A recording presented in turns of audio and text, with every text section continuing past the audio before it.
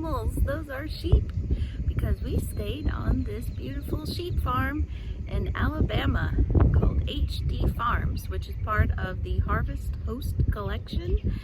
And if you're not familiar with Harvest Host, you should. It's a wonderful offering for RVers who are traveling and need a place to stop briefly for the night. And they're all over the country.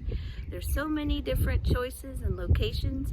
This one is a fairly new one. They've only been doing it for 3 weeks, but they've been very popular in those 3 weeks. And I can see why. It's a beautiful farm, and today is a beautiful day. We came in, it was raining, so we couldn't do anything yesterday. But today has been beautiful. The hosts have been wonderful, and we're very grateful that we found this little spot of farm paradise in Alabama.